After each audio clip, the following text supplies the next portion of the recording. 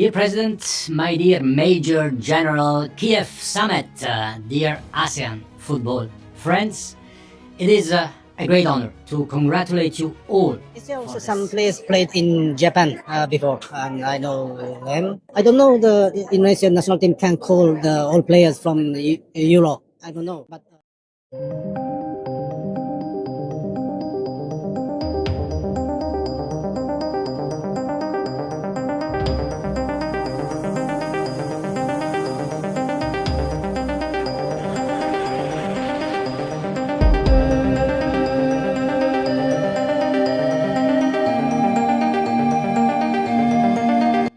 Janji besar AFF ke Indonesia akan investigasi wasit asal Oman dan akan batalkan kemenangan Singapura jika terbukti disuap.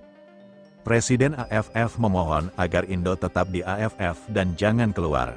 Kiev Summit, Indonesia adalah maruah dan magnet turnamen ini. AFF akhirnya berbicara dan kali ini bukan dengan kalimat yang biasanya. Setelah 24 jam publik Indonesia mendidih setelah tuntutan keluar dari AFF mengalir dari jutaan arah sekaligus setelah Erick Thohir disebut-sebut sudah tidak bisa lagi menahan tekanan yang ada, Kiev Summit. Presiden AFF akhirnya angkat bicara dan kalimatnya langsung mengejutkan semua orang yang mendengarnya. Indonesia adalah maruah dan magnet turnamen ini. Tolong jangan keluar. Tolong jangan keluar. Presiden AFF memohon kepada Indonesia bukan meminta. Bukan mengajak berdialog, tapi memohon dengan kata tolong.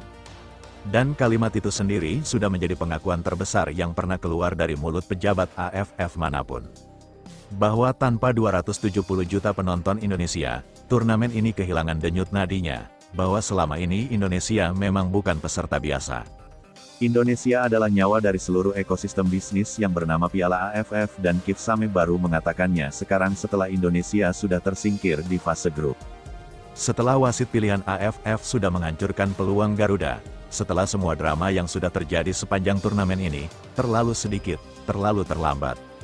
Tapi AFF rupanya tidak berhenti di sana karena tekanan yang datang dari Indonesia kali ini berbeda dari sebelumnya.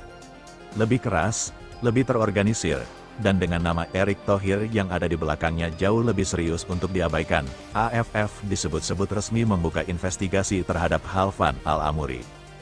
Dan yang lebih mengejutkan lagi, AFF juga menyebut kemungkinan eliminasi Singapura dari turnamen kalau investigasi menemukan bukti suap atau manipulasi hasil, eliminasi, atau batalkan kemenangan Singapura.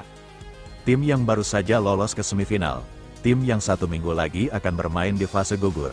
Sebuah langkah yang kalau benar-benar dieksekusi akan menjadi salah satu keputusan paling dramatis dalam sejarah Piala AFF.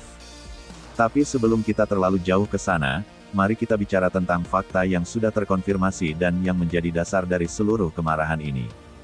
Karena ada satu detail yang semalam banyak luput dari perhatian di tengah kekacauan emosi, tapi hari ini menjadi semakin jelas gambarannya. Wasit utama Khalfan Al-Amuri dari Oman, pria yang memimpin laga Indonesia versus Singapura semalam, namanya terdengar cukup resmi dan meyakinkan di atas kertas. Tapi begitu kita melihat rekam jejaknya, semuanya langsung terasa sangat aneh. Khalfan Al-Amuri bukan wasit elit FIFA, bukan wasit elit AFC.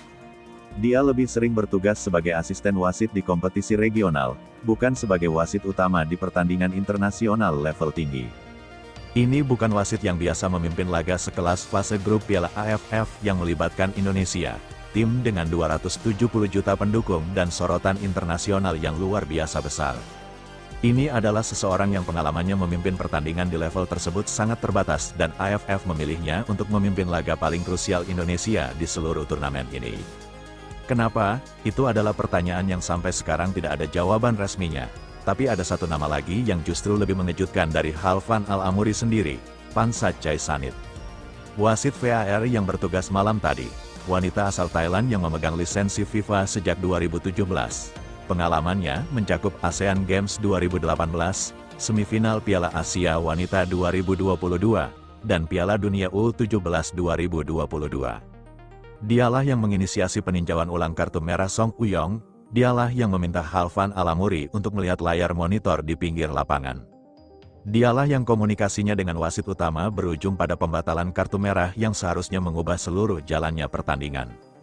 Pansa Chaisanit dari Thailand, negara yang dalam konteks Piala AFF ini bukan pihak yang netral, negara yang timnas seniornya juga bermain di turnamen yang sama, negara yang punya kepentingan dalam dinamika persaingan di Asia Tenggara. Dan wanita dari negara itulah yang menjadi wasit VAR untuk laga yang paling menentukan bagi Indonesia.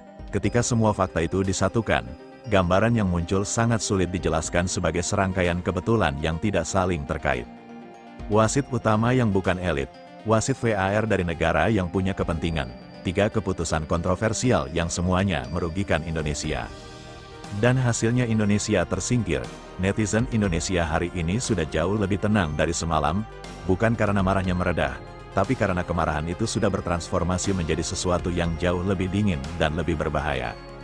Tuntutan yang terstruktur, bukti yang terdokumentasi, dan permintaan yang sangat spesifik kepada PSSI dan Erick Thohir. Ada yang nulis AFF bilang, tolong jangan keluar. Jawaban yang tepat adalah kalau mau kami tetap buktikan investigasi ini nyata bukan drama. Eliminasi Singapura kalau memang terbukti. Pecat wasit yang tidak layak bertugas dan ganti sistem penunjukan wasit secara menyeluruh. Ada yang bilang AFF baru sadar Indonesia adalah magnet setelah Indonesia sudah disingkirkan. Kesadaran yang sangat terlambat dan sangat murah. Ada yang lebih pragmatis. Keluar dari AFF bukan berarti tidak bermain. Kita masih punya FIFA ASEAN Cup September ini. Kita masih punya kualifikasi Piala Dunia. Kita masih punya panggung yang lebih besar dari AFF.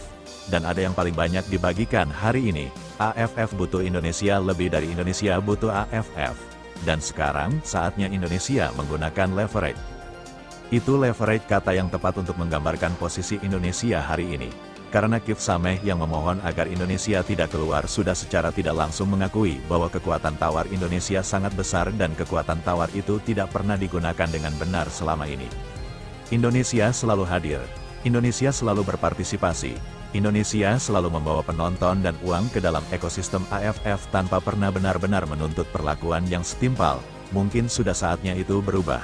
Erick Thohir yang selama ini dikenal sebagai negosiator yang sangat cerdas dalam dunia bisnis dan olahraga kini berada di posisi yang paling kuat yang pernah dimiliki oleh seorang ketua umum PSSI dalam berhadapan dengan AFF butuh Indonesia.